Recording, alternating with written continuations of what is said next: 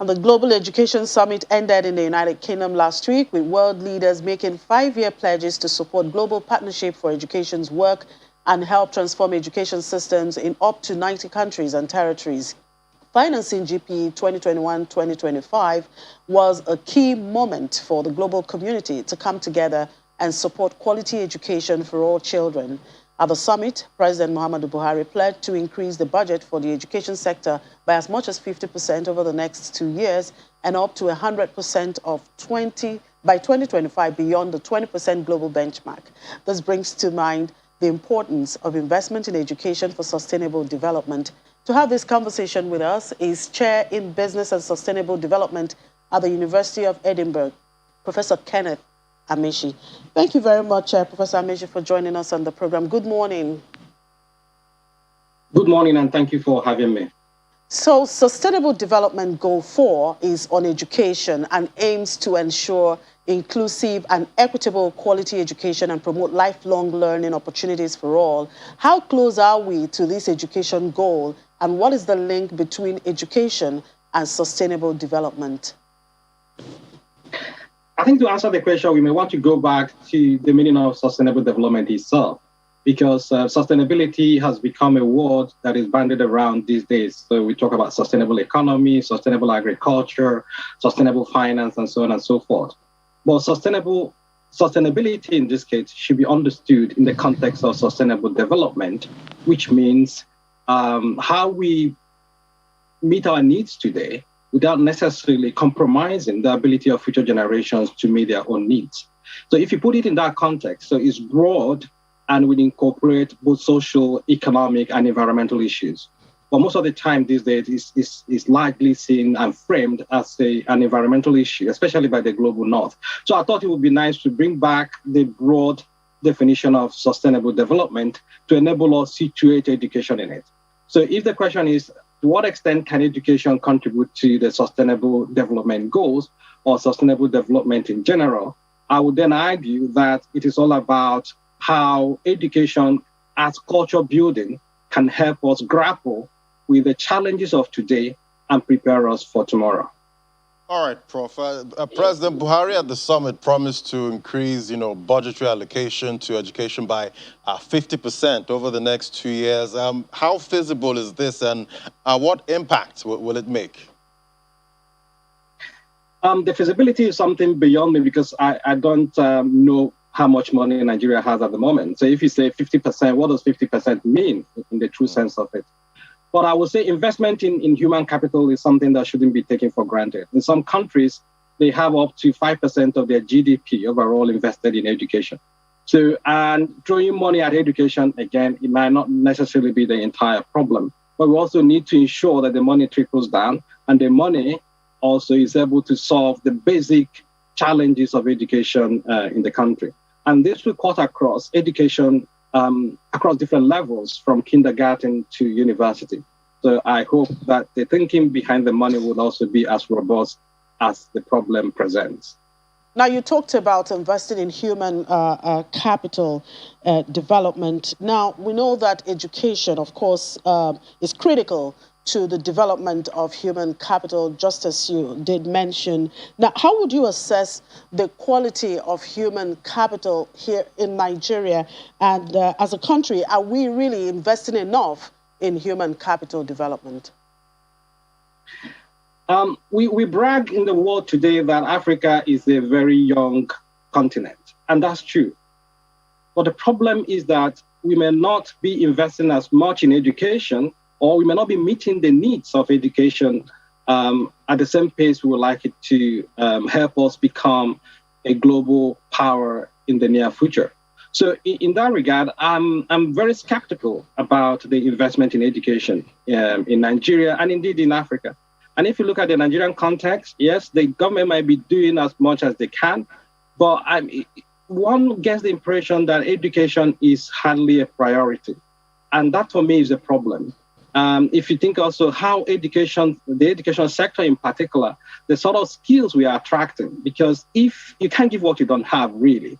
So if education is not able to attract good teachers, good personnel, then it tells me that we are not doing much and we are not prioritizing it. there are some sectors in Nigeria that are attracting and sucking human capital, and they provide an enabling environment that would encourage labor to flow into them. But education, I'm afraid, is not one of them. All right, but how can the private sector contribute to education as a sustainable development priority in Nigeria?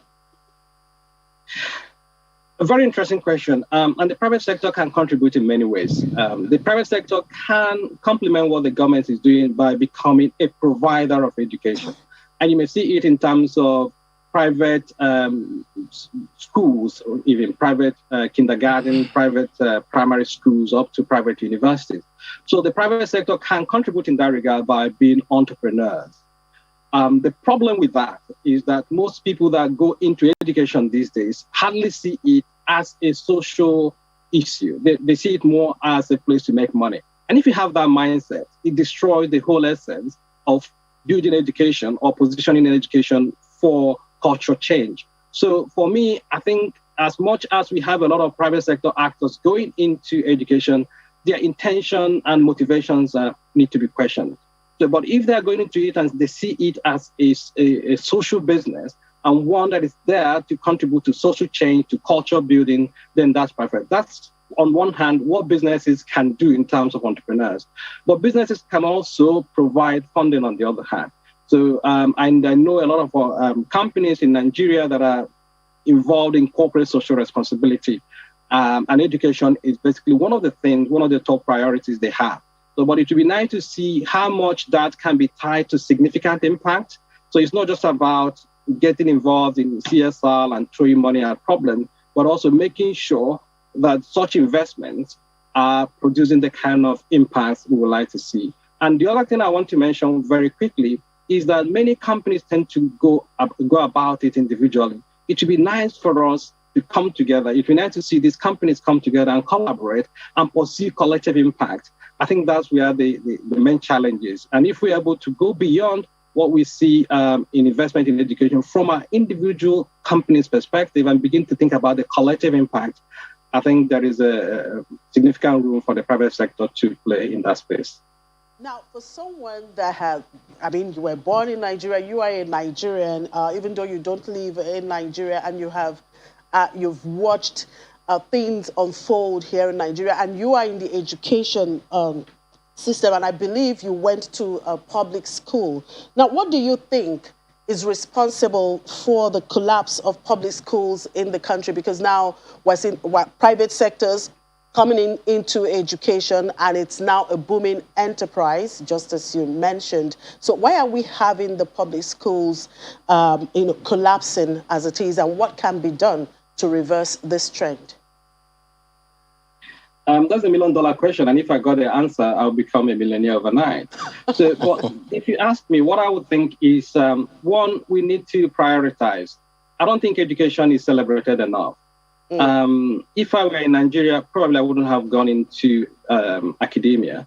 And when I was in Nigeria, I was a consultant, and I needed to come out of Nigeria to become an academic. And that for me is a shame. I still long to go back and do something. But if I look at what my colleagues in Nigeria, in the academia, especially universities, the access they have to basic things, think about your research, your journals, for example. I get a lot of emails, people asking me to send them papers and so on and so forth. That in itself is a shame.